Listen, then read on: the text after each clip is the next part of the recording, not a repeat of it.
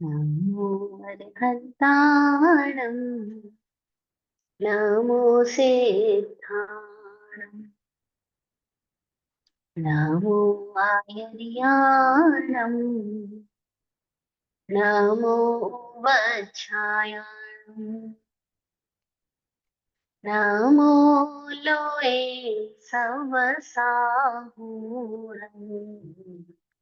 ऐसो पंच नमोकारो सर्वपावपनाशनो मङ्गलानं च सर्वेशं परमं हवै मङ्गलम् परमं हवै मङ्गलम्।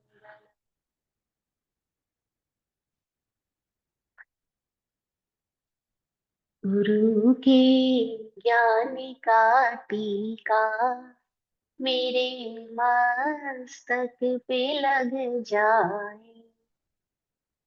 गुरु के ज्ञान का टीका मेरे मस्तक पे लग जाए।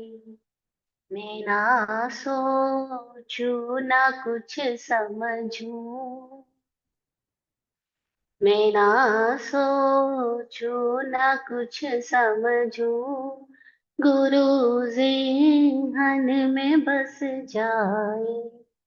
गुरु जिन्हन में बस जाए। चरम तीर्थंकर समण भगवान महावीर स्वामी को भावमय वंदन नमन।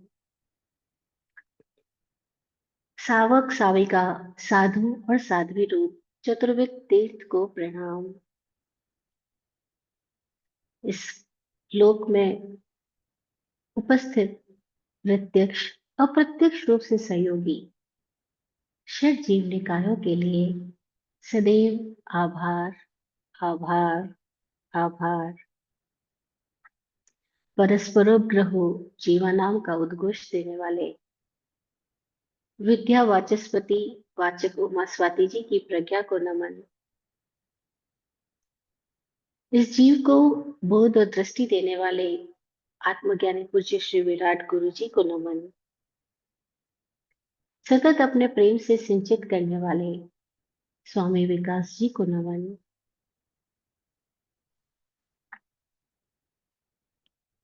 ओम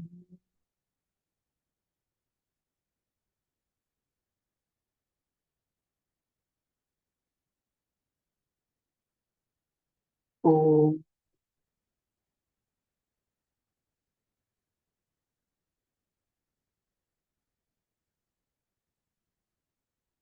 ओम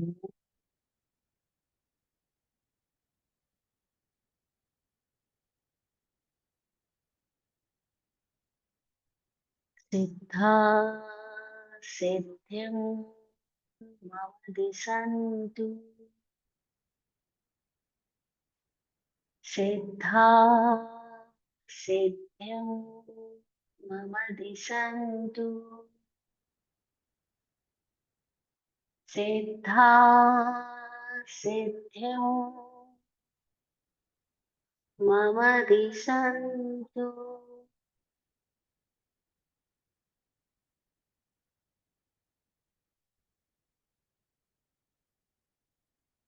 जय हो।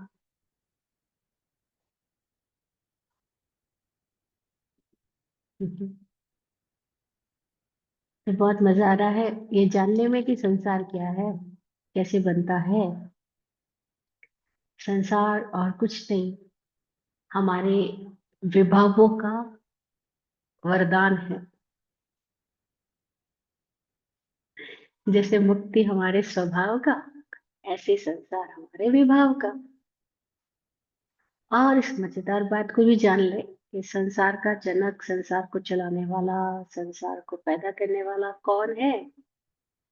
जैसे लोग बोलते हैं ना, दुनिया बनाने वाले क्या तेरे मन में समाहित करे को दुनिया बनाए, तो दुनिया बनाने वाला कौन है। तो विराट गुरु जी बहुत मजे से कहते थे दुनिया बनाने वाले कौन है। वो कहते थे हमारे अपने विभाव ही तो दुनिया को बना रहे हैं, इसलिए दुनिया के जनक हम ही हुए। कोई और नहीं हुआ, हम ही हुए। वो जो विभाव है उसी को आश्रम कहा गया है। विभाव को आश्रम कहा गया है, स्वभाव को संवर कहा गया है। आश्रम है आगमन, आश्रम है आकर्षण, आश्रम है प्रवाह को अपनी ओर आकर्षित करना, आश्रम है फिर उस प्रवाह के साथ संबंध स्थापित कर लेना, बंध है। और उस संबंध में कैसे अलगाव पैदा हो जाए, साक्षी भाव पैदा हो जाए, तो वो बंधन निर्जरा बन जाएगा। और जब निर्जरा परिपूर्ण हो जाए तो वही मुक्ति हो जाएगी। सब कुछ बहुत संक्षिप्त में, बहुत आ, आसानी से समझ में आ जाए ऐसा है, लेकिन आता तो नहीं ना। दिक्कत तो ये है कि आसानी से समझ में आ जाए ऐसा होते हुए भी आता नहीं। क्यों नहीं आता? क्योंकि हमारा लगाव अभी कहीं और है। हमारी खोज मुक्ति की अभी कॉन्शियसली नहीं बनी है। अनकॉन्शियसली तो सभी लोग मुक्ति ही खोज रहे हैं। अनकॉन्शियसली तो सभी लोग ऐसी परम शांति को खोज रहे हैं कि जहाँ उनके भीतर कोई तनाव ही ना हो, कोई द्वंद्व ही ना हो। और वो तनाव और द्वंद ना रहे इसके लिए वो बहुत सारे उपाय कर रहे हैं। जो लोग अभी अमेरिका के अंदर एक नया नया प्रचलन आया हुआ, अफ्रीका में भी बहुत ज्यादा प्रचलित हो चुका, आया हुस्का।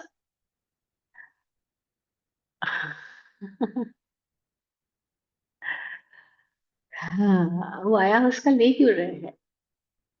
वो उसका सेवन, ऐसे आया हुस्का या ऐसे कोई भी मादक पदार्थों का, नशीले पदार्थों का सेवन आदमी कर तो इसीलिए रहा है कि ताकि वो कहीं एक गहन शांति में चला जाए, मेमोरी से डिस्कनेक्ट हो जाए, द्वंद से मुक्त हो जाए, उसी परम विश्रांति का अनुभव हो जाए।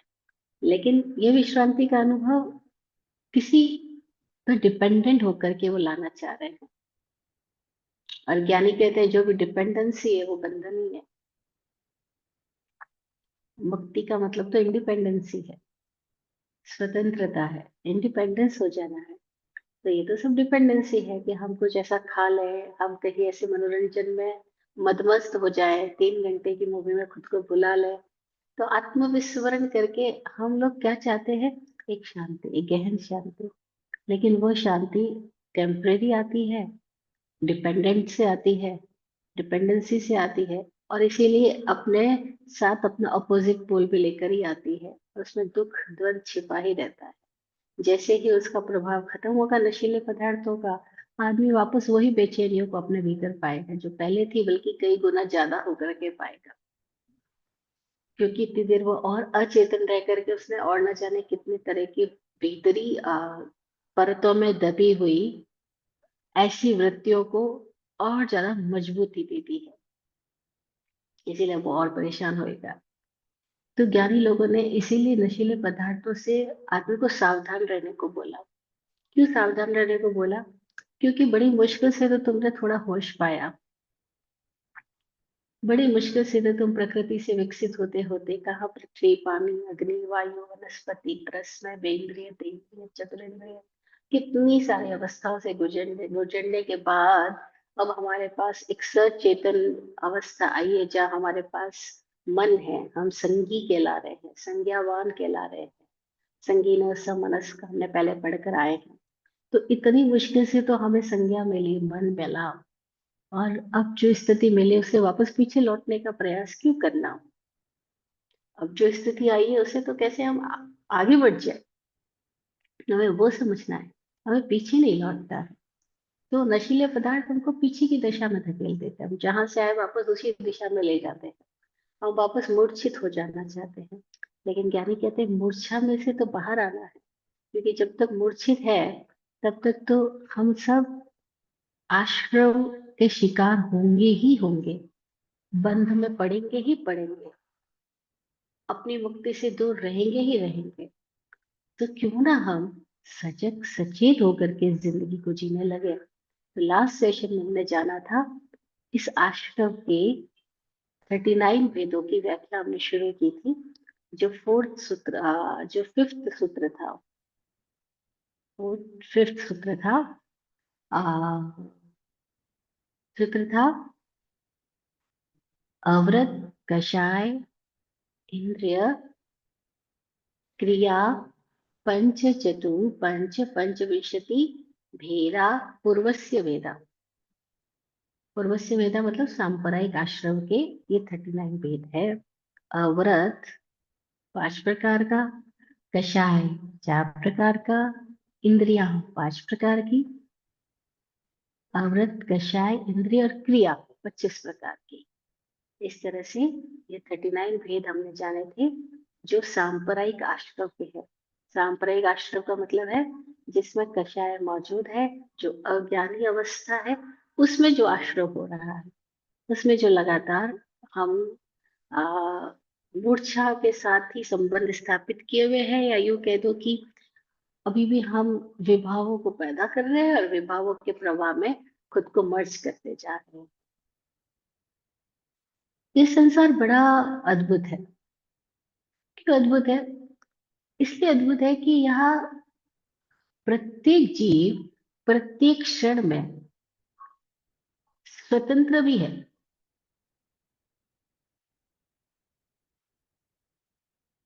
और पराधीन भी। पराधीन है परिस्थितियों के अनुरूप, लेकिन स्वाधीन है अपनी भाव शक्ति के अनुरूप।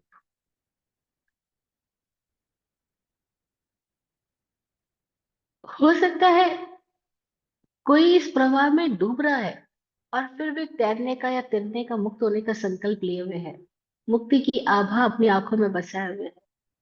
और कोई ऐसा भी हो रहा है कि वो मुक्त होने की स्थिति में है लेकिन फिर भी डूबने का भय लिए हुए है तो वो नौका में बैठा हुआ एक कुशल नाविक के साथ है, नौका चल रही है, सब कुछ अच्छा है, लेकिन उसके भीतर डूबने का भय बना हुआ है। तो कोई तिरता हुआ भी डूबने के भय की वजह से डूब रहा है, कोई डूबता हुआ भी मुक्त होने के संकल्प के वजह से मुक्त हो रहा है। कितना अद्भुत है ये संसार। हर क्षण हम निमित्त और काल के सापेक्ष होते हुए भी हमारे भीतर एक तत्व सदा ही रहता है जो इन सबसे निरपेक्ष बना रहता है। लेकिन चूंकि हमारे भीतर की उस निरपेक्ष स्थिति के साथ हम कॉन्शियसली कनेक्टेड नहीं होते, इसीलिए हम अपनी पुरानी ही वृत्तियों में जीते जाते हैं। और वो पुरानी वृत्तियां किस तरह की है? वो पुरानी वृत्तियां भय की है, चिंता की है, दुख ग्रहण करने की है। यूं कह दो कि एक वर्ड में कि हम नादान ही बने रहना चाहते हैं। उस नादानगी को सूत्रों की भाषा में मिथ्यात्व कह दिया गया। और वो जो मिथ्यात्व है उस दशा में जीने वाले को अव्रति कहा गया। उसके पास अभी कोई व्रत पैदा नहीं हुआ, क्योंकि व्रत तो विवेक से आता है। व्रत तो सही समझ का परिणाम है। सही समझ होगी तो उसका परिणाम स्वरूप व्यक्ति के भीतर एक व्रत पैदा होगा, एक संकल्प पैदा होगा, एक विवेक पैदा होगा। और विवेक, विवेक के लिए भारतीय मनीषियों ने बहुत सुंदर वर्ड दिया। वो कहते हैं विवेको हंस। विवेक हंस की तरह होता है। हंस की तरह क्यों होता है? कि हंस जैसे दूध और पानी को अलग कर देता है, ऐसे ही विवेक सार्थक और निरर्थक के बीच में भेद करना जानता है। व्यर्थ क्या है, छोड़ने योग्य क्या है, हेय क्या है, और उपादेय क्या है, सार्थक क्या है। इन दोनों के बीच में अंतर पैदा करके क्या क्या ग्रहण करने योग्य उस दिशा में जाना उसको स्वयं आता है। किसको? जिसके भीतर विवेक है। इसलिए व्रत परिणाम है विवेक का। अभी हमारे में विवेक नहीं जागा, अभी हमें अपने जीवन की प्रवाह की समझ पैदा नहीं हुई, अभी हमें करणीय अकरणीय की समझ पैदा नहीं हुई। अभी हम किसी के प्रभाव में निर्णय ले रहे हैं, प्रभाव में बह रहे हैं, तो उसको ज्ञानियों ने व्रत नहीं कहा।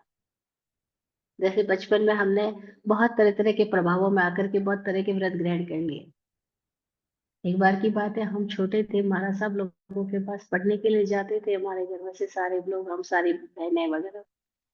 तो महाराज साहब ने नियम दिलाया कि आज शक्कर नहीं खाना। हमने कहा ठीक है, शक्कर नहीं खाएंगे। घर आए, मम्मी ने तो मिठाई बना के रखी थी तुरंत। बेसन के लड्डू बनाए हुए थे, तो हमने तो आते ही बेसन के लड्डू खा लिए। फिर थोड़ी देर के बाद में ख्याल आया, मम्मी को बोला, महाराज साहब ने कहा था शक्कर मत खाना। तो मम्मी बोली फिर तुम्हें ध्यान रखना चाहिए था, बेसन के लड्डू में तो शक्कर होती, क्यों खाए? हमने कहा हमने तो लड्डू खाए, शक्कर का खाए।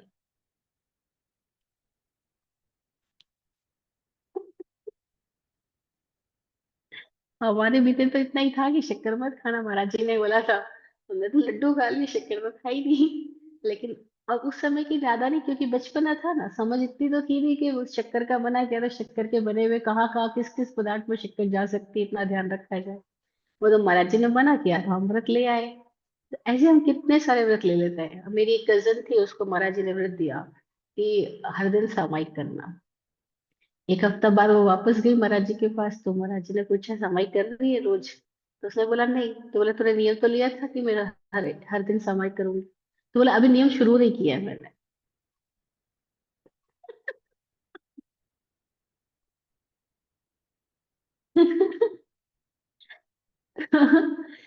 तो जब तक अज्ञान दशा है भीतर में, भीतर का विवेक नहीं जगा है, तब तक ये जो सो कॉल्ड पचकांड लिए जाते हैं ना, उसको पचकांड नहीं कहा।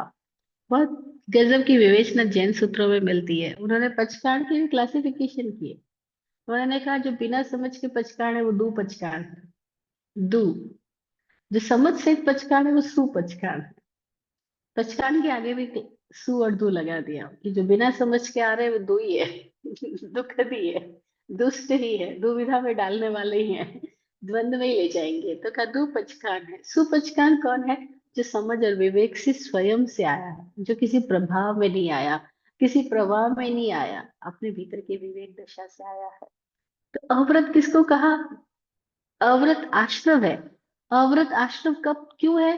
क्योंकि अव्रत में जीने का मतलब ही है कि व्यक्ति के भीतर विवेक नहीं है। विवेक होगा तो व्रती होगा, अविवेक है इसलिए अव्रती है।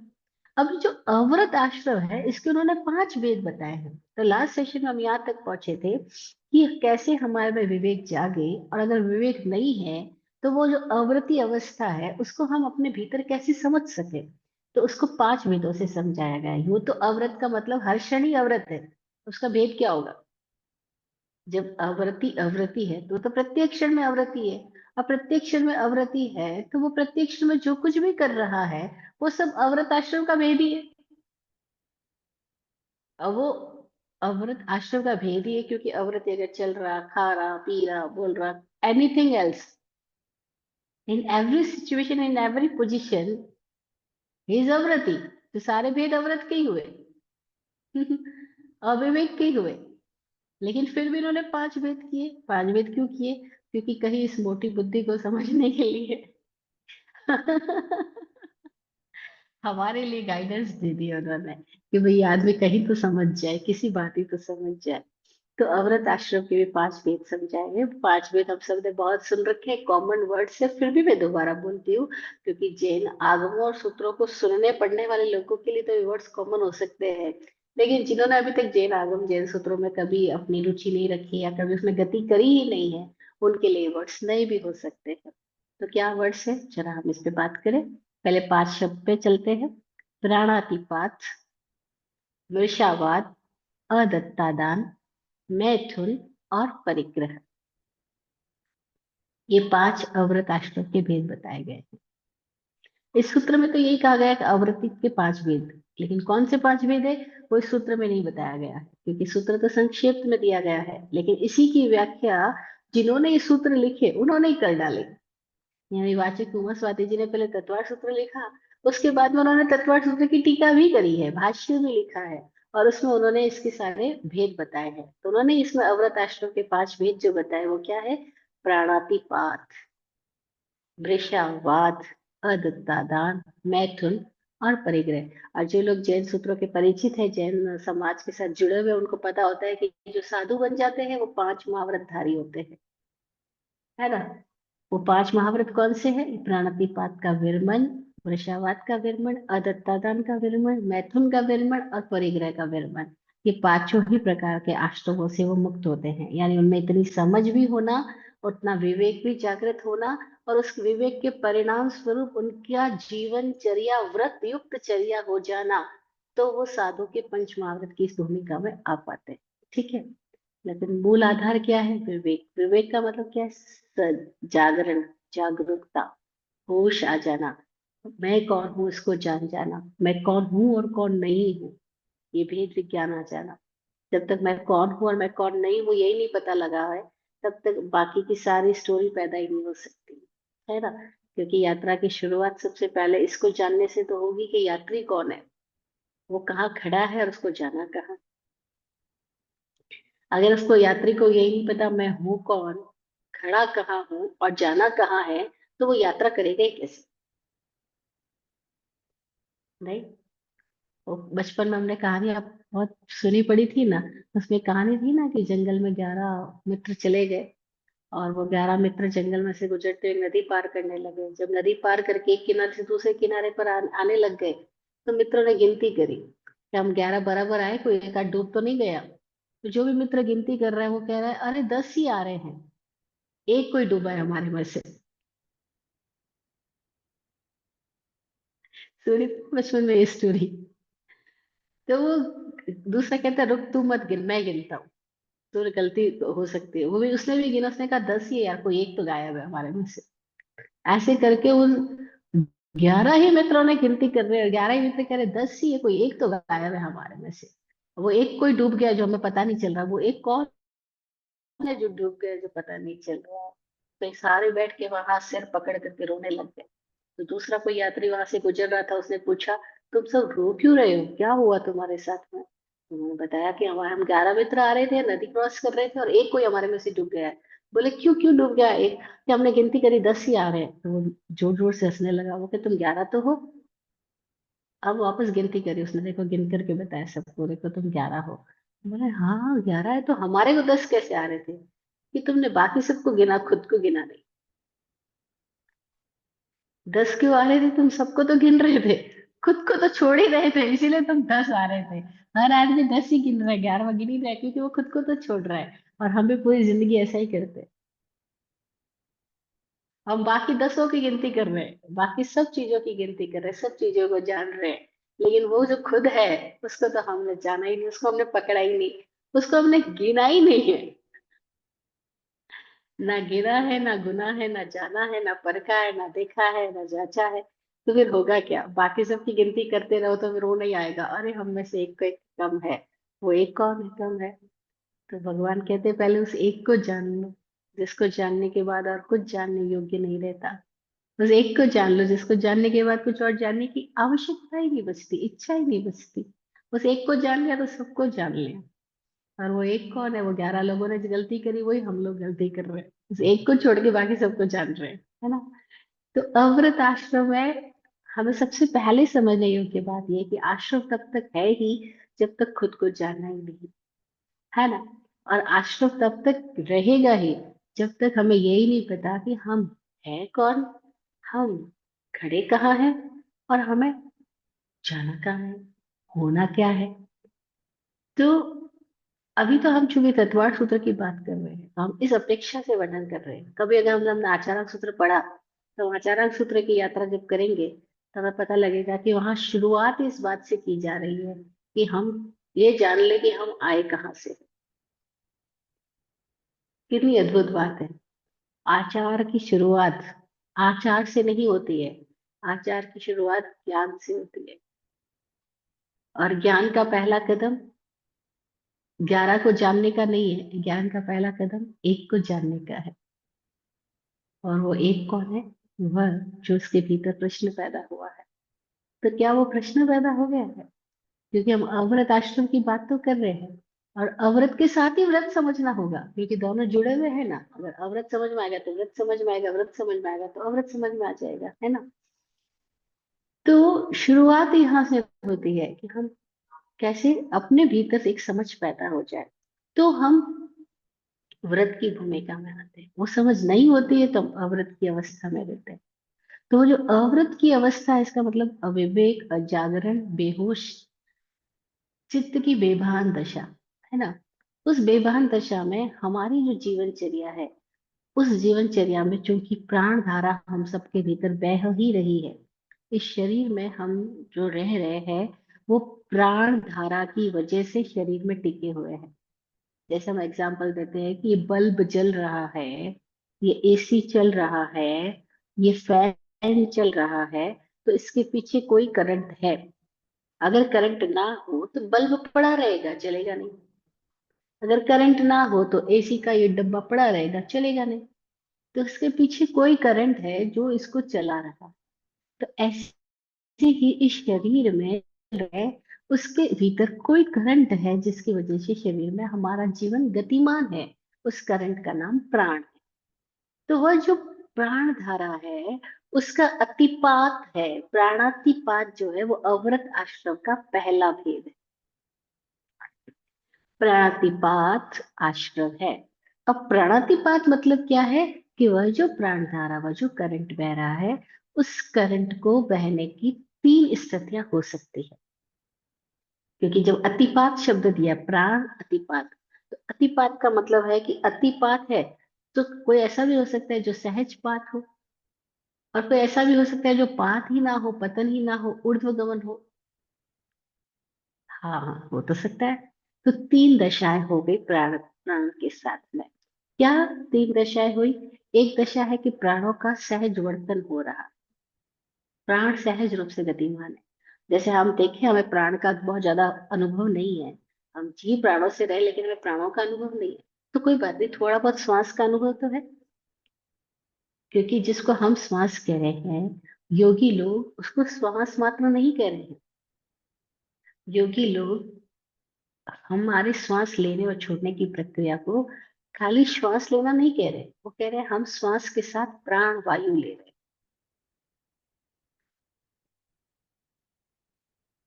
और श्वास छोड़ने के साथ प्राण वायु छोड़ रहे हैं, है ना? तो वो जो प्राण वायु ले रहे हैं उसमें वायु शब्द तो समझ में आ रहा है, क्योंकि वायु यानी श्वास हो गया। लेकिन प्राण हमें समझ में नहीं आ रहा। और प्राण ऐसा है कि वो वायु के चम्मच में सवार भोजन की तरह प्राण हमारे भीतर जा रहा है। जैसे चम्मच से भोजन लिया तो भोजन तो गया, चम्मच वापस बाहर आ गया। ऐसे ही हमने प्राण वायु में क्या किया, वायु रूपी भोजन चम्मच में प्राण रूपी भोजन हमारे शरीर में प्रविष्ट हुए, और तभी ये शरीर संचालित है और ये वापस चम्मच को बाहर डाल देता है, वायु बाहर चली जाती है। तो श्वास का तो हमें थोड़ा बहुत आइडिया है, क्योंकि चम्मच तो हमें दिखाई दे रहा है, लेकिन वो जो प्राण जा रहा है वो हमें दिखाई नहीं पड़ रहा है। तो प्राणों का एक तो सहज वर्तन है। सहज वर्तन कैसे समझेंगे? हम जिस तल पे खड़े हैं उसी तल की समझ की बात कर रहे हैं। इसके अगले तल पर अगर हम जाएंगे तो इस सूत्र की व्याख्या और सूक्ष्म रूप में हमें खुद को ही समझ में आ सकती है ना? लेकिन अभी मैं जहाँ खड़े वहां पे बात कर रही हूँ कि हम चूंकि श्वास को समझ सकते हैं, तो कभी कभी ऐसा होता है कि हमारी श्वास एकदम सहज होती है। अनुभव करो, कभी कभी ऐसा होता है सब काम कर रहे हो, श्वास भी उसके साथ संतुलित रूप से काम कर रही है। तो वो प्राणों का सहज वर्तन है। जब हमें भीतर में बाहर में हमारे श्वासों की लयबद्धता में कोई अंतराल नहीं है, कोई कष्ट नहीं है, कोई पीड़ा नहीं, कोई बेचैनी नहीं, कोई व्यथा नहीं है, तो हमारे प्राणों का सहज वर्तन हो रहा है। तो हम सहजता से उठते चलते बैठते कार्य करते हुए सब कुछ सहजता से अपने प्राण धारा का प्रयोग हो रहा है। ठीक है, इस समय हमें कुछ ज्यादा समझ नहीं आएगा। क्यों नहीं समझ आएगा? क्योंकि हमारे भीतर कोई व्यथा नहीं है, कोई बेचैनी नहीं है। तो एक सहजता से हमारे बहुत सारे कार्य होते ही है, बहुत लोगों के होते हैं, है ना? उनके भीतर बाहर एक कहीं एक लयबद्धता, एक समस्वरता आ जाती है, तो प्राणों की हारमोनी मजेदार बनी रहती है। लेकिन ऐसा हर वक्त नहीं होता। जैसे ही कोई नेगेटिव थॉट आता है, जैसे कोई अटैक आता है। अब अटैक कैसा आ सकता है? सुबह सुबह पति बैठा हुआ कह रहा है यार मैं दुनिया में क्यों हूँ, कहाँ से आया, कहाँ जाना है, क्या करना है। वो ऐसे बैठा बैठा अपने आप में बोला जा रहा है, एक तरह से तो बड़बड़ी कर रहा है अकेला बैठा हुआ। इतने में उसकी वाइफ आती है, वो सारी बातें सुन लेती है। वो बोलती है तुम इस दुनिया में मेरे लिए आए हो, बहुत सारे घर के काम करने के बाहर पड़े हैं, चलो यहाँ से, और तुम्हें ऑफिस भी जाना है, तो क्यों आए समझ में आ गया, और कहाँ जाना और क्या करना समझ में आ गया, चलो उठो जल्दी से। अब अटैक आया ना, ऐसे कितने सारे अटैक आ जाते हैं, एकदम से कॉल आता है और अटैक आ जाता है। कॉल आया और पता लगा तुम्हारे शेयर्स जो वहां पे खरीदे थे तुमने, उसमें ये भाव आ गया है। अरे यार, आ गया अटैक। जो प्रॉपर्टी ली थी उसका डील फाइनल नहीं हुआ था, यहाँ पे तुम्हारा लॉस हो गया, ये अटैक आ गया। अब बैठे बैठे ऐसे कितने सारे विचार, शब्द, ध्वनिया, कंपन, स्पर्श, माहौल में अटैक आते रहते हैं। और वो जो जैसी अटैक्स आते हैं, वैसे ही क्या होता है, हमारी प्राण धारा क्या वैसी रहती है समस्वर? नहीं नहीं, हमारी प्राण धारा तुरंत डिस्टर्ब हो जाती है। डिस्टर्ब होते क्या हुआ, ये अतिपात हो गया और प्राणों का पतन शुरू हो गया। और वो पतन भी सहज पतन नहीं हो रहा है, एक तो हो रहा है कि प्राण सहज आए सहज गए, जैसे मैंने बोला श्वास आई श्वास गई, है ना। तो प्राणों का सहज हम उपयोग कर रहे हैं, प्राण ले भी रहे हैं, प्राण छोड़ भी रहे हैं। तो वो कंटिन्यू एक प्रोसेस चल रही है, वहां तक तो कोई फर्क नहीं पड़ रहा है। उसमें भी आश्रम तो है, लेकिन संप्राय तीव्रता नहीं लिए हुए है। लेकिन जैसे ही प्राणातिपात हुआ, वैसे ही आश्रम तो हुआ ही, आश्रम तो हो ही रहा है, लेकिन प्राणातिपात में वो ज्यादा हो गया। क्यों ज्यादा हो गया? क्योंकि हमारे भीतर इतने सारे छिद्र हो गए, जिन छिद्रों के द्वारा हम बाहर चले गए, हम आपे से बाहर हो गए, आउट ऑफ आर सेंसेस हो गए, और बाहर की चीजें हम पर हावी हो गई। दैट्स कॉल्ड आश्रम ना। कि हमारे भीतर ऐसे छेद छेद छेद छेद हो गए कि बाहर की चीजें हमारे में प्रवेश कर रही है, और हमारे भीतर का दुख, संताप, पीड़ा वो बाहर फैल रही है। तो ये इस तरह से आवागमन चालू है। ये आवागमन आश्रम है ना। आगमन भी है, निर्गमन भी है, आना भी है और जाना भी है। बाहर से अटैक्स आते हैं, और भीतर से दुख, क्लेश, पीड़ा, संताप, चिंता, नेगेटिविटी। अब कई लोग तो, जैसे पत्नी ने आके बोला, ए चलो उठो, काम पे लगो, ऑफिस जाना है, तुम यहाँ पे इसलिए आए हो कि घर वालों का पालन पोषण कर सको, एक्सवाइजेड कुछ भी। ये एक एग्जाम्पल है। तो किसी ने कुछ बोला, तो कोई लोग तो शांति से उठ के चले जाएंगे, और कोई लोग बड़बड़ करने लगेंगे, और कोई लोग बड़बड़ी नहीं करेंगे, उतनी सी बात के ऊपर आग बबूला हो जाएंगे, और कहेंगे पूछा था तुझे किसी ने? हर बार बीच में बोल पड़ती है, अपना आपको समझती क्या है? पत्नी बनकर आई है तो क्या मेरी मालकिन बन गई है? अब बात तो एक थी, लेकिन उस एक बात को वो एक ही नहीं छोड़ागा, वो सामने वाला पता नहीं किस लेवल पे जाकर के रिएक्ट करे, है ना। और उसके लेवल्स को अभी हम मेजर नहीं कर सकते, और सबके लेवल्स अलग अलग है। हम देखो ना, घर में बात एकदम छोटी सी होती है, और छोटी सी बात के ऊपर कितनी बड़ी बहस बन जाती है। और फिर वो बहस ही नहीं बनती है, वो अगला पिछला सब सामने ले आती है। वो पुरानी सारी बातें कनेक्ट करके ले आती है। तू तो ऐसी होगी क्योंकि तेरी माँ भी ऐसी थी। लो, अब कहाँ से कहाँ बात पहुंच गई। तूने मेरी माँ के बारे में बोल दिया, तो तुम्हारी माँ कैसी थी, बस स्टोरी, ना महाभारत शुरू हो जाती है। तो ये अवरत आश्रम है, प्राणातिपात जो है वो कैसे होता जाता है, तो इसका हम विराट गुरु जी ने तीन भेद बताए, तीन स्टेप्स, तीन प्रकार बताए। उन तीन भेदों से भी हम प्राणातिपात की प्रक्रिया को समझ सकते हैं। तो मैं वो तीन भेद यहाँ रखूंगी, ताकि हमारे को अपने आप को अंडरस्टैंड करने में बहुत मदद मिल सके, है ना। ये सारी बातें हम कर इसीलिए रहे क्योंकि हम खुद को जान सके, खुद की परिस्थिति में जागरूक हो सके, और अपने विवेक को जगाते हुए अपनी जिंदगी को कैसे प्रेम, कृतज्ञता और होश के साथ में जी सके, इसके लिए भी सारी बातें कर रहे हैं। तो विराट पूज्य विराट गुरु जी ने प्राणातिपात के तीन प्रकार बताए, कि तीन प्रकार से हम लोग प्राणातिपात करते रहते हैं। उसमें पहला प्रकार बताया उन्होंने, अनावश्यक करण रूप प्राणातिपात। अनावश्यक करना प्राणातिपात का पहला वेद है। और अनावश्यक करना समझ में आ गया ना। अभी हम अनावश्यक कैसे कूद पड़ते हैं किसी भी बात में, घटना कहीं और हो रही है। सपोज आपका फ्रेंड आया और वो अपने दुख बताने लगा, है ना, अपनी पीड़ा आपके सामने बताने लगा। अब वो अपनी पीड़ा बताना आया, और आपने उसको अपनी इतनी सारी पीड़ाएं सुना डाली। तेरे साथ तो कुछ नहीं हुआ, जो मेरे साथ हुआ उसके तो तू जान ही नहीं सकता, क्या क्या मैंने सहन किया है छोटी सी उम्र से मेरे साथ, तो बस ना स्टोरी शुरू हो जाती है। तो जरा सा कोई एक स्विच ऑन करने वाला चाहिए, जरा सा कोई एक पिंच करने वाला हो, उसके बाद तो हमारे भीतर से कितना कुछ अनावश्यक निकलना शुरू हो जाता है। और घंटों घंटों हमें पता तक नहीं चलता हम क्या बोल पड़े, क्या कर बैठे, क्या कह बैठे। और जब परिणाम सामने आता है, कोई वापस आपकी स्टोरी बाहर चली गई, उसने किसी और को बोल दी, उसने किसी और को बोल दी, और आपने जिसके बारे में स्टोरी के पात्रों का नाम लिया था उन तक बात पहुंच गई, उनसे वापस लौट करके आपके पास आई, हमने तेरे साथ कब ऐसा किया था। अब आप कहते हो लेकिन मैंने कब आपको कहा। तो बोले तूने नहीं कहा, दुनिया भर में मेरी बातें करता जा रहा था। देखो कैसे घरों में ये सब रोज ये हवाएं चलती रहती है, हाँ, इधर से उधर, उधर से उधर, सब सब कोई बल्लेबाजी करता रहते हैं, सब कोई क्रिकेट की तरह गेम्स खेलते रहते हैं, हाँ? सब कोई वो तश्तरी उड़ाते रहते हैं, और ऐसी कितनी सारी बातें घूमती रहती है, अनावश्यक, अनावश्यक, टोटली अनावश्यक, जरूरत ही नहीं थी। लेकिन हमें कहाँ होश है कि वह पता लगे कि क्या जरूरत का और क्या गैर जरूरी है। हमें होश हो तो पता लगे ना कि हम क्या गैर जरूरी कर रहे हैं और क्या जरूरत का कर रहे हैं। हमें तो इतना होश ही नहीं है। हम तो बस बोले जा रहे, बोले जा रहे, बोले जा रहे, किए जा रहे, किए जा रहे, नहीं होती। हम लोग कभी कभी समुद्र के किनारे, नदी के किनारे बैठे या तालाब के किनारे बैठे हैं, तो कंकड़ उठाते और तालाब में फेंकते हैं, पत्थर उठाते समुद्र में फेंकते हैं, बैठे बैठे कुछ ना कुछ। और कुछ नहीं तो आपके पास कोई कागज पड़ा है तो बैठे बैठे कागज को फाड़ते रहेंगे।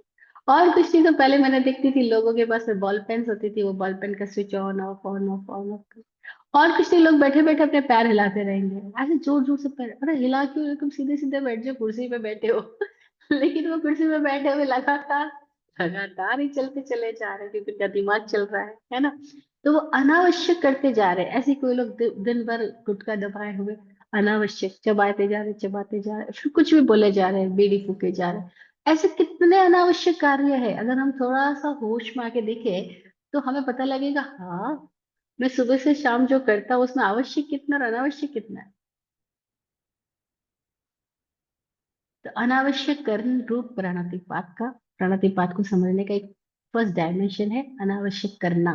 अब अनावश्यक करना, बोलना, खाना, पीना, चलना, सोना, उठना, बैठना, संभोग करना, एवरीथिंग अनावश्यक, वो सब कुछ प्राणातिपात है।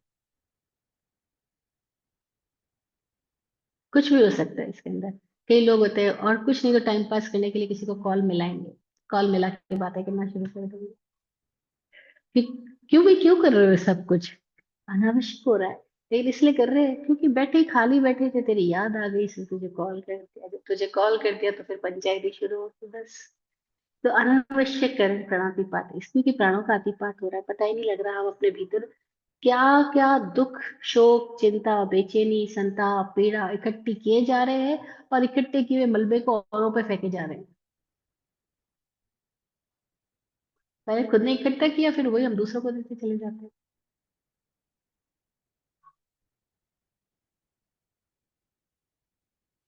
तो हमने तुमको एक कही, तुमने हमें 21। हमने तुमको एक कही, तुमने हमें 21। एक एक टकरा गए, 20 भये बख्शीश।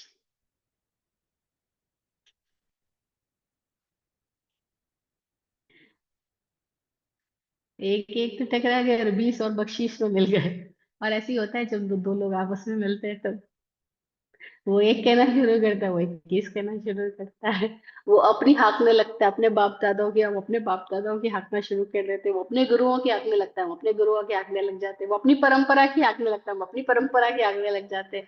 और बस व्यर्थ अनावश्यक कर्म को प्राणातिपात कहते थे। प्राणातिपात का दूसरा वेद है आवश्यक का दमन रूप प्राणातिपात।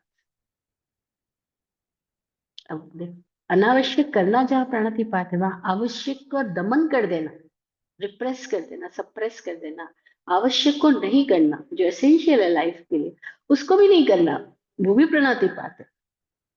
अब वो कैसे? महाभारत हमने देखी है ना।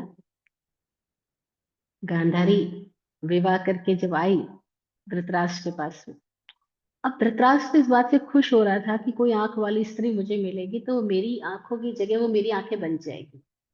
लेकिन उसके भीतर क्या आया कि अगर मुझे बताए बिना एक अंधे के साथ मेरा विवाह हो रहा है तो मैं भी आंख में पट्टी बांध लेती हूँ। प्रतिशोध की ज्वाला में उसने क्या किया, देखने की क्षमता होते हुए अपने आंखों में पट्टी बांध ली, आवश्यक का दमन कर दिया।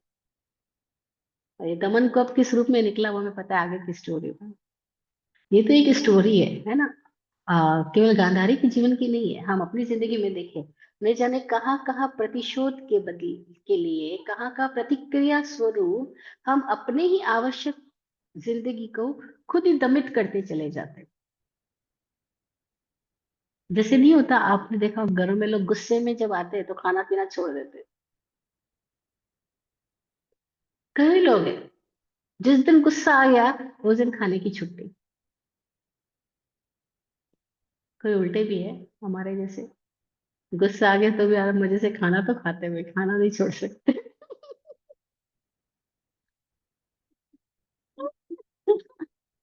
और कई लोग होते हैं जब गुस्से में आते हैं उस दिन कहते हैं आज मेरा उपवास है। वो उपवास उपवास कुछ नहीं, उनका गुस्सा है। थोड़ी देर के बाद में गुस्सा ठीक हो जाएगा तो फाड़ना भी हो जाएगा, डांटना भी हो जाएगी। तो लेकिन गुस्से में आकर के कोई लोग खाना छोड़ देते हैं, कोई लोग दुकान पे जाना छोड़ देते हैं, कोई लोग अपनी स्पाउस के साथ बात करना छोड़ देते हैं, परिवार वालों के साथ एकदम मुंह फेर के जीने लग जाते हैं, नाराजगी मन ही मन इकट्ठी करना शुरू कर देते हैं। फिर उस नाराजगी को शो करने के लिए जो भी आवश्यक है उन सबका दमन करते जाएंगे, खुद ही छोड़ेंगे, खुद की आवश्यकताओं का खुद ही दमन करेंगे, खुद की जागरूकता से जिंदगी नहीं जिएंगे, खुद की प्रतिक्रिया में आकर के, नाराजगी में आकर के, गुस्से का संकल्प लेकर के आवश्यक का दमन करेंगे। और वो आवश्यक कितनी सारी चीजें हो सकती है, और उन आवश्यकताओं का हम दमन कर देते हैं गुस्से में आकर, है ना। तो वो आवश्यक का दमन करने में भी प्राणातिपात होता है, क्योंकि उसमें प्रसन्नता गायब हो जाती है। अगर हम प्राणातिपात को एकदम सिंपल, हम जैन नहीं है, हम प्राणातिपात को समझना चाहते हैं एकदम सिंपल वर्ड में, आप समझ सकते हो, जहां भी हमारी प्रसन्नता गई, जहां भी हमारा हल्का फुल्कापन गया, जहां भी हमारी मस्ती गई, समझना प्राणातिपात हुआ, हो ही रहा है, हर वक्त हो रहा है। क्योंकि हम हल्के फुल्के ही नहीं, हम प्रसन्न ही नहीं, हम तो भारी बने रहते हैं, दिमाग भारी, दिल भारी, पैर भारी, पेट भारी, न जाने। स्वामी जी के पास लोग आते हैं, बोलते स्वामी जी बहुत दिमाग भारी हो रहा है। स्वामी जी कहते बहुत अच्छा हुआ। बोले क्यों अच्छा हुआ? अरे इस उम्र में दिमाग ही भारी हो रहा है, पैर तो भारी नहीं हो रहे।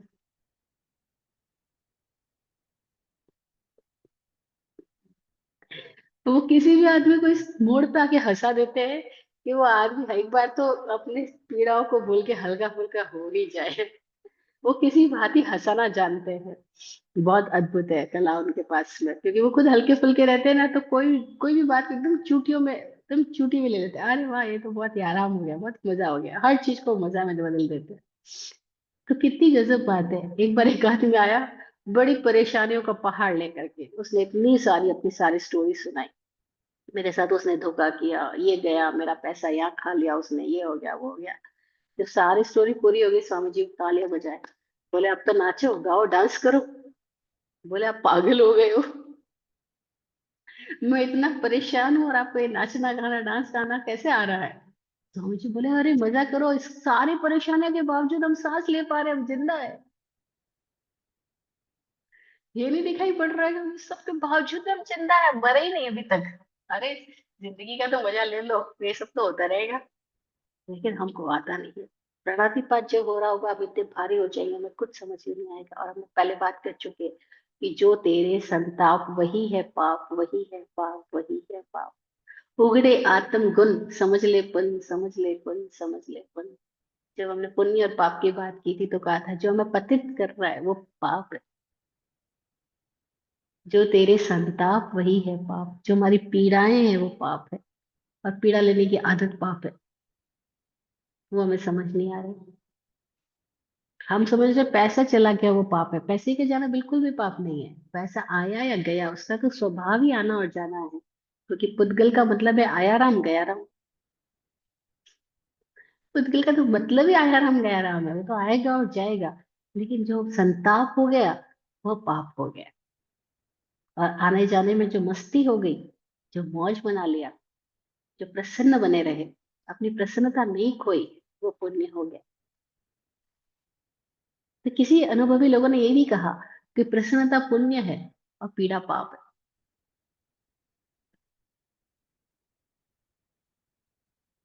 प्रसन्नता में जीना पुण्य है।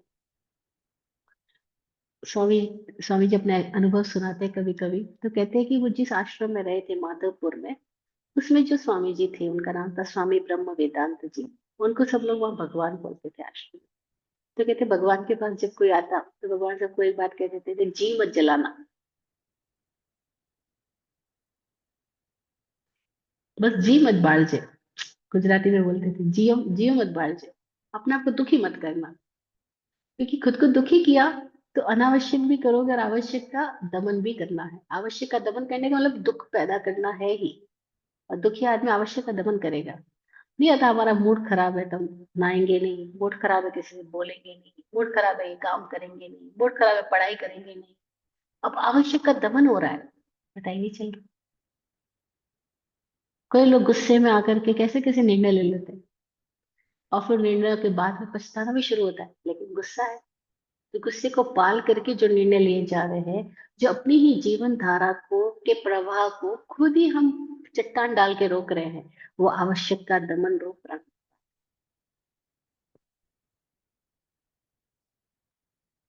तो स्वामी ब्रह्म वेदांत जी क्या करते थे, जीवन जलाना।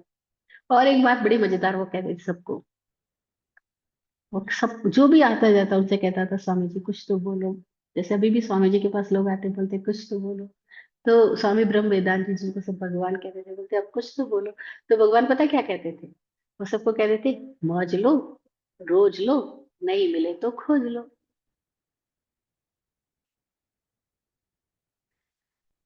सौराष्ट्र में माधोपुर एक बहुत प्यारी जगह है, समुद्र के किनारे वो बसा हुआ गांव है। और उस गांव में रुक्मणी और कृष्ण का मंदिर है, जहाँ रुक्मणी के चोरी के फेरे हुए थे माधव के साथ में, इसलिए उस गांव का नाम माधवपुर पड़ा। तो वहां पे बहुत बड़ा आश्रम है उनका।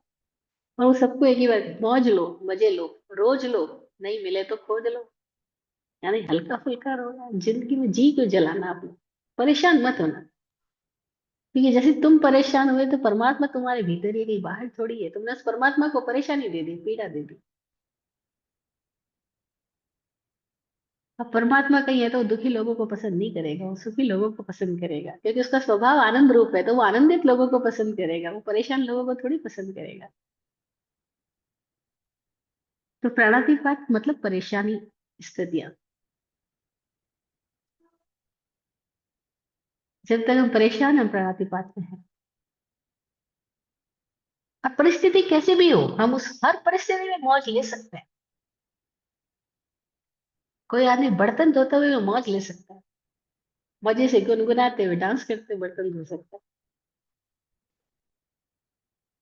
एक इंसान ने तो बर्तन धोने की 112 विधियां विकसित कर ली।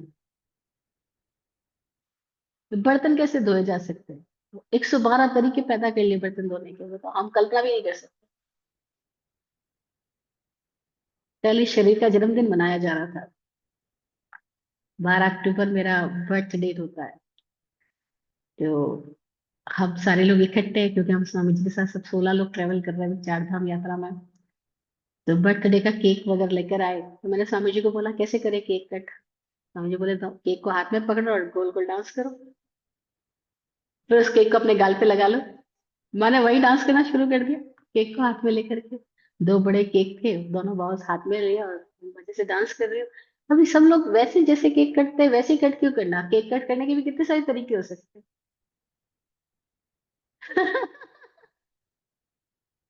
बर्तन धोने की 112 विधियां हो सकती है, कोई ऐसा भी पैदा कर सकता है। हाँ, हर चीज को मौज बनाया जा सकता है। आप तो फील करो कि आप नौकरी कर रहे हो, पर हम ही फील करते हैं मैं जॉब में हूँ, मैं नौकरी में हूँ, मैं परेशान हूँ, कितने घंटे काम करना पड़ता है। अरे वो जो काम करना पड़ रहा है उसी काम को तुम मजा भी तो बना सकते हो। तो ना अनावश्यक करना होगा, ना आवश्यक का दमन होगा। और तीसरा पॉइंट प्रणतिपात का, सहज घटन में प्रमाद। जो सहज घटनाएं हो रही है उसमें जो हम प्रमादित हो रहे हैं वो प्रणतिपात है। जैसे सहज श्वास आ रही है जा रही है, लेकिन हमें होश नहीं है, तो प्रमाद हो गया ना। जैसे सहज है, मैं खा रही हूँ, मैं पी रही हूँ, मैं सो रही हूँ, मैं जाग रही हूँ, मैं नहा रही हूँ, सब कुछ सहज है।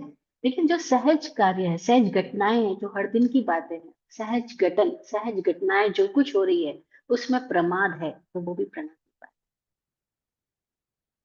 जैसे हम सामान को उठाया और रखा, ये सहज घटना है। लेकिन सामान को उठाने और रखने में ध्यान कहीं और है, तो क्या हुआ, सामान गिर गया, बिखर गया, टूट गया। अब ये प्रमाद हुआ ना, ये प्रमाद हुआ, प्राणातिपात हुआ। प्राण चाहे स्व का हो या पर का हो, प्राण प्राण है, इसलिए प्राणातिपात शब्द दिया है। चाहे आपके कुछ बोलने से किसी और के प्राणों में व्यथा पैदा हुई है, तो भी प्राणातिपात है। किसी और के चित्त में टूट फूट पैदा हुई, वो भी प्राणातिपात है। और किसी और के करने से आपके भीतर आई, तो भी प्राणातिपात है। तो प्राणों में भेद नहीं होता कि प्राण चाहे स्व का हो या पर का हो, प्राणों का अतिपात होना प्राणातिपात है। और अतिपात होने का मतलब है कि सहज पात नहीं है, वो एक्सट्रीमली पतन किया गया है। उसमें कोई आवेश जुड़ा है, कोई आक्रामकता जुड़ी है, कोई बेचैनी जुड़ी, कोई व्यग्रता, कोई चिंता, कोई पीड़ा जुड़ गई है। और पीड़ित व्यक्ति के पास से जो निकलेगा वो क्या होगा। इसलिए मैं बार बार एक बात कहती हूँ कि दुखी व्यक्ति कभी आशीर्वाद नहीं दे सकता। दुखी व्यक्ति से आशीर्वाद निकल ही नहीं सकता, दुआ निकल ही नहीं सकती, दुखी व्यक्ति से दुख ही निकलेगा।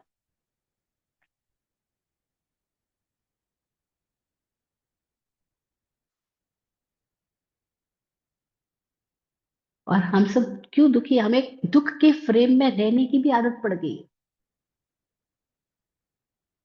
एक आदमी जब भी घर पे आता सीरियस चेहरा लेकर, उसके मित्र ने पूछा, यार तू बाहर तो इतना हंसता है, खेलता है, हम सबके साथ मजाक करता है, तो घर में जब जाता है तो तेरा चेहरा इतना सीरियस क्यों हो जाता है। उसने बोला, अगर मैं घर में सीरियस नहीं रहा तो तुरंत ही मेरी पत्नी पैसे मांगना शुरू कर देगी, मेरे बच्चे पैसे मांगना शुरू, सब खर्चे के लिए आएंगे, सब अपनी इच्छाएं मेरे सामने रखने लगेंगे, सब अपने ड्रीम प्रोजेक्ट मेरे सामने रख, मैं इतना सीरियस बना रहता हूँ, किसी को मुझसे बात करने की हिम्मत ही नहीं पैदा होती। सहज गठन में प्रमाद, आवश्यक का दमन और अनावश्यक का करना, तीनों हकीकत में एक साथ होते ही है।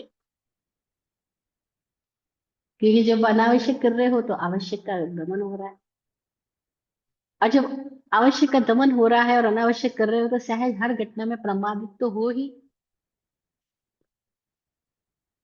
तो प्राणातिपात को समझने के ये तीन डायमेंशन जो पूज्य विराट गुरु जी ने हमें बताया, आज हमने उसको थोड़ा सा जाना। पुरानी किताबों में जो आवश्यक सूत्र के अंदर जो प्राणातिपात की व्याख्या आती है, उसमें प्राणातिपात को उन्होंने 5 भेदों से समझाया। बंधे वहे छविच्छे ऐ भारे पत्तपाण विच्छे, कि बांध दिया, रोक दिया, आपने बेटे को बोल दिया तेरी स्टडी यहाँ से ही हो सकती है, इसके सिवा और कहीं से नहीं हो सकती, तेरे को इतना ही पढ़ने देंगे, इससे ज्यादा हम पढ़ने नहीं देंगे, बंद कर दिया। एग्जाम्पल है, कितने सारे एग्जाम्पल हो सकते हैं। नौकरी करनी है तो इसी एरिया में करनी होगी, शादी करनी है तो इसी लड़की से करनी होगी, बंधे, वही, वध कर दिया, डिस्ट्रॉय कर दिया, डिसमिस कर दिया, डिसमेंटल कर दिया। बंधे वहे, वध करना, छवि छेद, छवि का छेद कर दिया। उसने जो इमेज बनाई है, उसकी जो प्रतिमा है, उसकी जो व्यक्तित्व है, उसकी जो पर्सनैलिटी है, उसको डिवाइड कर दिया, उसको डिस्टर्ब कर दिया, उसको करप्ट कर दिया, छवि का छेद कर दिया। कुछ दिनों पहले, कुछ महीनों पहले इधर राजस्थान के अंदर एक परंपरा ने, अपने ही जैन परंपरा, स्थानक वासी की परंपरा ने अपने संप्रदाय में अपने आचार्य को, उन्होंने अपनी संप्रदाय से अलग कर दिया। बोले इस आचार्य को अब हम आचार्य नहीं मानेंगे। पब्लिक पूरी इकट्ठी करी उसके लिए, हजारों लोग संप्रदाय के लोगों ने इकट्ठे किए, जगह जगह गांव गांव से बसें बुलाई, माहौल पड़ा, धर्म सभा खड़ी करी। और धर्म सभा में क्या अधर्म कर रहे हैं वो, नाम धर्म सभा है, और काम क्या कर रहे हैं कि ये व्यक्ति अयोग्य है, इसलिए अब हम इसको हटा करके इसके भाई को आचार्य बना रहे हैं। और एक आचार्य क्या कर रहा है, वो धर्म सभा इकट्ठी कर रहा है और ये कह रहा है कि वो फला व्यक्ति आचार्य होने के योग्य नहीं, इसलिए तुम जो उनको मान रहे हो उनको मानना बंद करके मुझे मानना शुरू करो। एक आचार्य क्या कर रहा है, एक लेटर निकाल रहा है कि फला साधु को मैं संघ से निष्कासित करता हूँ क्योंकि उसने कोई गलती कर दी। अब ये सब क्या कर रहे हैं, प्राणातिपात नहीं कर रहे, खुद का भी दूसरे का भी। प्राण तो प्राण है, स्व का हो या पर का हो। लेकिन हम पता नहीं कब ऐसे अपने भीतर की किसी परंपरा के अहम में आकर के या किसी सैद्धांतिक धारणा के वहम में आकर के हम अपने से अलग विचार, व्यवहार और शैली रखने वाले को आराम से बोल देते हैं। हम इसको अपने से डिस्कनेक्ट करते हैं, हटाते हैं, इनको हम मान्यता ही नहीं देते। अरे भाई, हम कौन है मानने वाले या ना मानने वाले? लेकिन हम तुरंत बोल देते हैं, हम मान्यता नहीं देते, इनको हटाते हैं यहाँ से। और ऐसा कहते हुए हम प्रणतिपात कर रहे होते हैं। हमें अहंकार दिखाई नहीं पड़ता, हमें अपना आग्रह दिखाई नहीं पड़ता। और आग्रह के वशीभूत, अहंकार के वशीभूत, अंधता के वशीभूत लोग परिवार विच्छेद करते हैं, संघ विच्छेद करते हैं, गण विच्छेद करते हैं, लोगों की भावनाओं को आहत करते हैं, उनकी परिस्थिति, उनके कर्म को समझे बिना। वे भगवान महावीर के पास भी तो लोग पहुंचे थे कि कहने के लिए कि देखो, ये आपने किसको दीक्षा दे दी? इस बालक को। ये नहीं जानता कि पानी के अंदर कागज की नाव बना करके बहा रहा है। ये साधु बना है, इसको पानी में कागज की नाव बहा करके बनाना कल्पता है क्या? भगवान महावीर के पास जाकर के बड़े बड़े मुनियों ने शिकायत करी, अहिवंता मुनि के बारे में। और भगवान क्या बोल रहे हैं? अरे, तुम उसकी क्रिया देख रहे हो, उसके भीतर की स्थिति देखो। वो तो कह रहा है, मैं तिरू मेरी नाव तिरे। वो तो तिर रहा है और उसकी नाव तिर रही है। वो बालक नाव तिराता हुआ ये नहीं देख रहा है कि डूब रही है नाव, या पानी में झील है, या कागज की नाव है, ये है वो है, पात्रा क्यों बहा रहा हूं मैं। वो तो मजे कर रहा है, वो कह रहा है, मैं तिरू मेरी नाव तिरे। तुम क्यों परेशान हो रहे? तुम परेशान हो तो तुम अपनी परेशानी का कारण अपने में खोजो। तुम्हारे भीतर कोई उम्मीद है, तुम्हारे भीतर कोई धारणा है, तुम धारणा की आंख से देख रहे हो, चश्मा लगा के देख रहे हो। तुम उसकी वास्तविक स्थिति को नहीं देख रहे हो। और ये कहानी कह के भगवान ने कितनी सारी बातें हमारे सामने रख दी कि क्रिया मत देखो, उसके भीतर की स्थिति देखो। वो तो तिर रहा है, मैं तीरों मेरी नाव तेरे। और तुम जो उसको देख देख के परेशान हो रहे हो, तुम डूब रहे हो। तुम आश्रम कर रहे हो, तुम संप्राय में जा रहे हो। वो तो एरियापथ में मजे कर रहा है, उसको किसी की परवाह नहीं है, वो बेपरवाह बादशाह हो गया है, अपने ही भीतर मुक्त हो रहा है। और तुम उसकी नाव तिराते देख के परेशान हो रहे हो। तो भिक्षु, तुम अपने भीतर कारण खोजो, तुम्हारी परेशानी का सबब तुम्हारे भीतर कोई आग्रह है, कोई चिंता है, कोई अभिमान है। और होता है, जो क्रिया कर रहा होता है उसको अपनी क्रिया करने का अभिमान होता है। जो तपस्वी हो जाता है उसको अपनी तपस्या का अभिमान आ जाता है। जो त्यागी हो जाता है उसको अपने त्याग का अभिमान आ जाता है। और इस तरह से सहज गठन में प्रमाद होता है, अनावश्यक का दिखावा होता है, आवश्यक का दबाव हो जाता है, और आदमी अपने प्राणों का दीपात करता चला जाता है। बंदे वही छविच्छे कई भारे, अत्यधिक भार डाल देना, कैपेसिटी से ज्यादा भार डाल देना, खुद पे या किसी पे। चाहे आपके घर में काम करने के लिए हाउस मेकर्स है, हाउस होल्ड, आपके हेल्पिंग हैंड्स है, जो आपके साथ आपका मदद करवाते हैं। आप सोचते हो जो मदद कराने आए हैं तो सारा काम इन्हीं से करवा लो, सारा भार इन्हीं पे डाल दो। वो कह रहे तू बोझा उठा। अरे भी तुम भी तो हेल्प करा सकते हो, लेकिन नहीं, तुम बोझा उठा क्योंकि तू नौकर है, तुझे मैं पैसे दूंगा इस बात के बदले में। आई भारे, अति भार डाल देते हैं। अति भार कहाँ कहाँ नहीं डालते देखे? सबसे पहले तो खुद के दिमाग में डालते हैं अति भार। खुद की खोपड़ी को भारी बनाए रखते हैं, हल्का फुल्का बनाते ही नहीं। अरे भी कभी तो इसको उतार के भी रख दो, इस टोपी को, इस हैट को। आपने तो देखो मस्त बाल ही हटा दिए, उतार के रख दिया। चाह गई चिंता मिटी मनवा बेपरवाह, जिसको कुछ नहीं चाहिए वो जग में शहंशाह।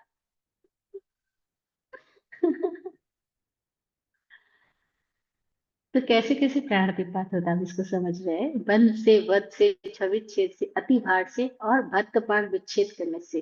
किसी की आवश्यकता का विच्छेद कर दिया, किसी की बजट मानी कोई, उसका छुड़वा दिया, उसकी रोजगारी छुड़वा दी, उसका काम धंधा छुड़वा दिया, किसी की कोई नौकरी हटवा दी, कुछ भी तरह से हमने जब किसी की आवश्यक चर्या में बाधा पैदा कर दी तो बद्धपाण विच्छेद हो गया, ये भी प्राणातिपात हो गया। तो प्राणातिपात अनेक तरीकों से हम करते जाते हैं। पूज्य विराट गुरु जी ने 3 डायमेंशन हमको समझाया। अनावश्यक करण, आवश्यक का दमन, सहज गठन में प्रमाद। और परंपरा से 5 वेदों से हम सब करते ही समझते चले आ रहे हैं। तो जहां जहां प्राणातिपात है वहां वहां आश्रम है। प्राणातिपात रूप अवरत आश्रम। आज तो हम एक ही टॉपिक को समझ पाए, वर्षावाद की बात हम अगले सेशन में करेंगे। तो जो आज हमने समझा है उसको हम अपने जीवन में प्रयोग में लाएं कि कहाँ कहाँ हम प्राणातिपात कर रहे हैं। ना करेंगे तो क्या होगा, प्राणों का सहज पतन तो होगा लेकिन अति पतन नहीं होगा। और एक तीसरा डायमेंशन भी हम खोल सकते हैं जिसमें प्राणों का ऊर्ध्वगमन हो, ना सहज पतन हो ना अति पतन हो। वो ऊर्ध्वगमन का डायमेंशन भी खुल सकता है। उसके लिए कुछ प्रयोग किए जा सकते हैं। जो लोग प्रयोग करने को तैयार है, इच्छा रखते हैं, वो मुझसे संपर्क कर सकते हैं। मैं उनको प्रयोग के बारे में सजेशन दे सकती हूँ। तो कोई चाहे तो ऐसे प्रयोग भी कर सकते हैं कि जिससे प्राणों का ऊर्ध्वगमन होना शुरू हो जाए। आज इतना ही। कोई जिज्ञासा, कोई प्रश्न है तो उसके लिए समय रखते हैं। जय हो। आप फूलो फलो, हो जिंदगी मखमल मुलायम। आप फूलो फलो, हो जिंदगी मखमल मुलायम। आपकी हर खुशी पे है हमारी जान सदके। दुआ करते हैं चुपचाप दिल की थाप से हम। दुआ करते हैं चुपचाप दिल की थाप से हम। रहे जाते नवाजे हर घड़ी अरमान सबके। अमन और चैन से गुजरे आपका वक्त सारा। अमन और चैन से गुजरे आपका वक्त सारा। रुख पे खिलती रहे यूं रूह की मुस्कान खुल के। रुख पे खिलती रहे यूं रूह की मुस्कान खुल के। जय हो, जय हो, जय हो। सबका कल्याण।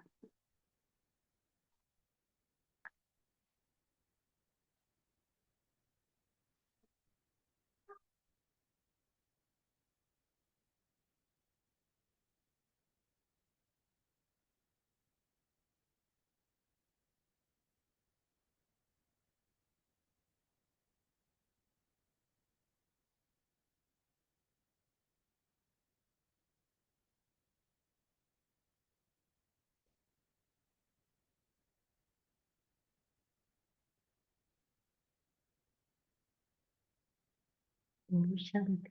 ओम शांति।